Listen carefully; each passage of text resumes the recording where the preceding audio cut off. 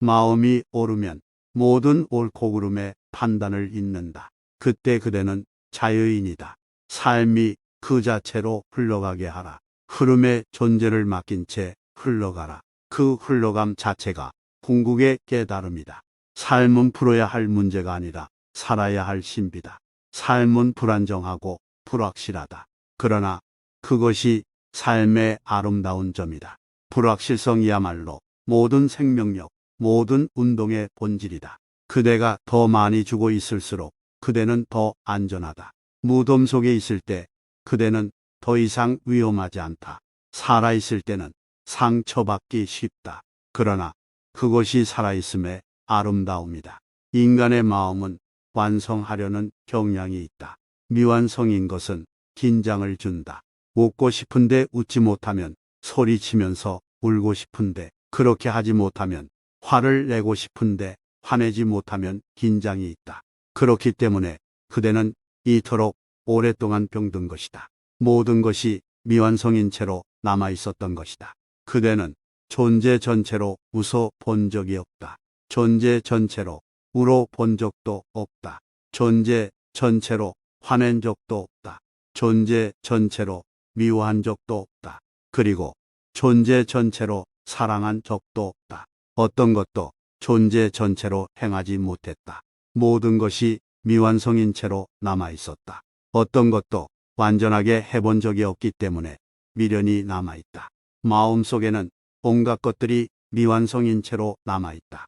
그대가 이토록 휴식하지 못하는 것도 그 때문이다. 그대는 단 한 번도 마음의 평화를 느낀 적이 없다. 삶이 그 자체로 흘러가게 하라. 그러면 휴식할 수 있다. 투쟁하면서 물결의 상류로 거슬러 올라가려고 하지 말라. 헤엄치려고도 하지 말라. 그저 흐름에 내맡긴 채 흘러가라. 그 흐름이 그대를 어디로 데려가든 자신을 내맡기라. 하늘에 흘러가는 구름이 되라. 목적지도 없고 특정한 방향도 없이 그냥 흘러갈 뿐 그 흘러감 자체가 궁극의 깨달음이다. 그대는 존재하지 않는 것처럼 존재할 것이다. 쉬운 것이란 그런 것이다. 존재하지 않는 듯이 존재하는 것, 자신이 그곳에 없는 듯 있는 것, 누구의 길도 가로막지 않는 것, 아무도 그대를 알지 못한다. 알려질 필요를 느끼지 않는다. 그러나 그대에게는 큰 즐거움이 있다. 그대는 존재의 환희에 둘러싸여 살아간다. 쉬운 것이 옳은 것이다. 옳게 시작하라. 그러면 쉬워진다. 그대에게 옳은 것이 다른 사람에게는 옳지 않는 것일 수 있다. 이건 역시 기억하라. 그대에게 쉬운 것이 다른 사람에게는 쉽지 않을 수 있다. 쉽게 나아가라. 그러면 그대는 옳다. 그는 말한다. 쉬워져라. 그리고 쉽게 나아가라. 그러면 그대는 옳다. 그때 그대는 자기 자신의 길을 선택한 것이다. 그대가 어떤 이해를 갖고 있다면 쉬움 속에서 살아가는 사람 주위에서 다른 파장을 느낄 것이다. 쉬움 속에서 삶을 사는 사람을 만나면 그대는 자신도 쉬워지고 편안해지는 것을 느낄 것이다. 진정한 휴식 속에서 사는 사람은 그대를 휴식하게 만들 것이다. 반면에 긴장하고 있는 사람은 그대를 긴장하게 만들 것이다. 자연스러움과 더불어 사는 사람을 만나면 그대는 자연스러움을 느낄 것이다. 그는 어떤 식으로도 그대를 강요하지 않는다. 그대를 변화시키려고 노력하지 않는다. 그는 그대를 있는 그대로 받아들일 것이다. 그는 받아들임 그 자체가 된다. 그의 받아들임을 통해 그대는 삶의 받아들임을 배운다. 마음과 싸우지 말라. 다만 마음을 옆으로 내려놓으라. 삶은 풀어야 할 문제가 아니라 살아야 할 신비다. 싸울 필요가 없다. 달아날 필요도 없다. 이상 때문에 그대는 미래 속에서 살지만 그것은 하나의 꿈에 지나지 않는다. 이상 때문에 그대는 지금 여기에서 삶을 살지 못한다. 이상 때문에 그대는 자신을 비난한다. 모든 이상, 이념은 비난하는 마음을 심어놓는다. 이상과 이념을 가질 때 하나의 이미지가 마음속에 그려지기 때문이다. 자기 자신을 그 이미지와 끊임없이 비교할 때 그대는 언제나 무엇인가 부족함을 느낄 것이다. 무엇인가 모자람을 느낄 것이다. 아무것도 부족하지 않고 아무것도 모자라지 않다. 그대는 완전하다. 완전이라는 것이 가능하다면 기억하라. 상대방에 대해서는 인간의 마음은 언제나 옳다. 그러나 자기 자신에 대해서는 언제나 틀리다. 왜인가? 마음이란 단지 타인과 존재하기 위한 도구에 불과하기 때문이다. 마음은 그대가 타인과 함께 존재하도록 돕는 하나의 테크닉이다. 그대 자신과는 아무 상관이 없다. 사회가 있기 때문에 마음이 필요하다.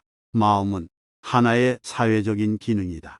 남에 대해서는 생각을 하고 그대 자신에 대해서는 명상을 하라. 남에 대해서는 생각을 하고 그대 자신에 대해서는 무심하라. 바보는 자신이 바보라는 사실을 숨기기 위해 자기주의에 어떤 지혜를 드러내 보이려고 노력한다. 못생겼으면 몸과 얼굴과 머리 등을 지장해 자신이 못생겼다는 사실을 감추려고 노력한다. 옷과 장신구로 그것을 숨기려고 노력한다. 내면에서 어떤 열등감을 느낄 때 자신이 열등하다는 사실을 남에게 보이지 않기 위해 우월감을 과시하기 시작한다. 자신이 아무도 아닌 존재임을 느낄 때 그대는 자신이 중요한 존재라는 사실을 드러내 보이고 강조하고 강화하기 시작한다. 사실 모든 인간이 그것을 느낀다. 에고와 함께는 모든 인간이 아무것도 아닌 존재이기 때문이다. 비겁함과 용감함은 동전의 양면이다. 둘 다에게 두려움이 있다. 그것들은 두려움의 두 얼굴이다. 하나는 단순하고 직접적이며 다른 하나는 교활하고 감춰져 있다. 용감한 사람은 영리한 겁쟁이일 뿐이다. 원숭이의 가장 본질적인 특성이 무엇입니까? 구제프는 말했다. 모방하는 것, 흉내내는 것이다. 그대는 한 사람의 인간이었는가 아니면 한 마리의 원숭이였는가? 그대는 언제나 남을 모방한다. 누군가 특별한 옷을 입고 있다. 그대는 그 옷을 갖기를 원한다. 누군가 차를 샀다. 그대 역시 그 차를 갖기 원한다. 모든 것이 다 이와 같다. 그대의 특출함을 과시한다면, 그대가 어떤 특별한 존재임을 이야기한다면, 어떤 방식으로든 그대의 재능을 증명하려 한다면 모두가 감정이 상할 것이다. 그때 그들은 그대를 용서할 수 없다. 그들은 언젠가 복수를 할 것이다. 모든 특별한 사람에게 대중은 반드시 안갚음을 한다. 예수가 십자가에 못 박힌 것은 군중이 그의 우월성을 참을 수 없었기 때문이다. 그들은 이 사람의 특별함을 참을 수 없었다. 그는 특별한 존재였다. 따라서 그를 죽여야만 했다. 아테네 사람들은 소크라테스를 참을 수 없었다. 그는 드문 존재였다. 인간 역사상 가장 독특한 마음의 소유자였다. 누구와도 비교할 수 없을 만큼 예리했다. 여기 장자는 말한다. 사람들과 상대할 때 자신의 재능에 의존하지 말라. 숨어 있으라. 그대 자신이 고피어날 때 모든 것이 좋다. 아무것도 나쁘지 않다. 어떤 특별한 존재가 되어 가격표가 붙은 채 쇼윈도 안에서 고객을 기다리고 있을 때 그대는 결코 행복하지 않다. 물건은 죽은 것이기 때문이다. 사람만이 살아있다. 살아있으라. 사람이 되라. 끊임없이 남을 흉내내서는 이것은 절대로 불가능하다. 그대가 원숭이 산에서 살고 있을 때 그대는 결코 진짜 사람이 될 수 없다. 거짓된 삶을 계속할 뿐이다. 모든 거짓, 과장, 자기 과시를 떨쳐 버리라. 그대 자신이 되라. 평범하면서 독특한 그리하여 그대의 운명을 실현하라. 어느 누구도 그대를 위해 그것을 대신할 수 없다. 그대는 나를 흡수할 수 있지만 추종할 수 없다. 모방하지 말라. 믿음이든 불신이든 갖지 말라. 머리에 의존하지 말라. 한 마리의 원숭이가 되지 말라. 인간이 되라. 미소는 하나의 받아들임인 것이다. 거울 앞에 서서 미소를 지어보라. 자신의 미소 뒤에 분노가 있음을 보게 될 것이다. 거기에 슬픔이 있고 욕망이 있다. 그것은 순수한 미소가 아니다. 순수할 수가 없다. 근원이 물들었기 때문이다. 어떤 것도 순수하지 않다. 시장의 물건들만 불순물이 섞인 것이 아니라 그대 존재 역시 불순물이 섞였다. 평범한 사랑. 그대는 그것을 숨길 수 없다. 한 남자가 또는 한 여자가 사랑에 빠지면 그들의 걸음걸이를 통해서도 사랑이 일어났음을 알 수 있다. 그것을 감출 길은 없다. 모든 표정과 몸짓이 변하고 빛이 난다. 새로운 삶의 향기가 들어온 것이다. 그것은 숨길 수가 없다. 그러므로 존재계 전체와의 사랑을 어떻게 감출 것인가? 생명계 전체가 그대 안에서 메아리 치고 있다. 그대가 하는 무엇이든 그대에게로 되돌아갈 것이다. 이것이 바로 카르마의 법칙이다. 그것은 복잡한 것이 아니다. 그대가 누군가를 모욕하면 다른 어느 생에선가 똑같은 사람이 그대를 모욕할 것이다. 어리석음에서 벗어나라. 바보짓에서 벗어나라. 법칙은 언제나 정확하게 작용한다. 법칙은 말한다. 그대가 주는 것, 그것을 받을 것이다. 그대가 부린 것, 그것을 거둘 것이다. 신은 그대가 신에게로 다가가는 것과 똑같은 방식으로 그대에게로 온다. 그대가 신을 바라보는 바로 그 눈을 통해 신이 그대를 바라본다. 어떤 원인에 의해서 생겨난 것은 영원할 수 없다. 원인이 사라지면 그것도 사라진다. 원인 없이 존재하는 것, 그것만이 영원할 수 있다. 그것을 찾으라. 바다의 신이 말했다. 우물안개구리에게 바다 이야기를 할 수 있겠는가? 그래서 도의 사람들은 말한다. 아는 자는 말하지 않고 말하는 자는 알지 못한다고. 노자는 한마디로 말했다. 진리란 말로 표현될 수 있는 것이 아니다. 말로 표현된 것은 이미 진리가 아니다. 문제는 진리에 있는 것이 아니라 그대가 사용하는 우물의 언어, 그것이 문제다. 장자의 전체 메시지가 이것이다. 자연을 가로막지 말고 허용하라. 그것과 함께 흘러가라. 그것을 신뢰하라. 그대는 그것으로부터 나왔으며 그것이 그대의 어머니, 그대의 근원이다. 그리고 어느 날 그대는 그 품 안으로 돌아갈 것이다. 그것이 최종적인 목적지다. 도중에 그대가 왜 간섭하고 싸움을 거는가? 명상이 그 방법을 가르쳐 줄 것이다.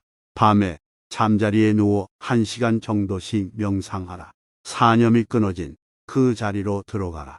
처음엔 힘든 노력이 될 테지만 점차 노력 없이도 자연스럽게 그 일이 일어날 것이다. 관념이 사라지고 순수한 어린아이의 상태로 돌아갈수록 더 많은 자유와 환희를 느낄 것이다. 진정으로 이 문제에서 풀려나길 원한다면 밤에 잠자기 전에 1시간씩 눈을 감고 과거의 어린 시절로 돌아가라.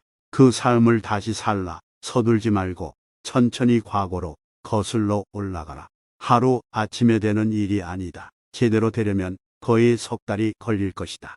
어린 시절의 삶을 다시 살라. 이것은 단순히 그때를 회상하라는 것과는 다르다. 회상은 도움을 주지 못한다. 회상이 아니라 다시 그 삶을 살라. 다시 살라는 건 무슨 뜻인가? 그때의 일이 다시 일어난 것처럼 그 시절로 돌아가라는 것이다. 처음엔 하나의 가정이 되겠지만 머지않아 실제 현실이 될 것이다. 그대의 억압된 존재가 자유를 원하고 있다. 어린 아이의 시절로 돌아가라. 그러면 3주 만에 무엇이 걸림돌이었는가를 알게 될 것이다. 살라. 그러나 삶을 하나의 자기 과시로 만들지 말라. 모든 자기 과시는 거짓된 것이다. 살라. 그러나 자신의 삶을 드러내 보이려고 노력하지 말라. 살라. 그러나 흥행사가 되지 말라. 사람들의 이목을 끌려는 욕망에 희생되지 말라. 그럴 필요가 없다.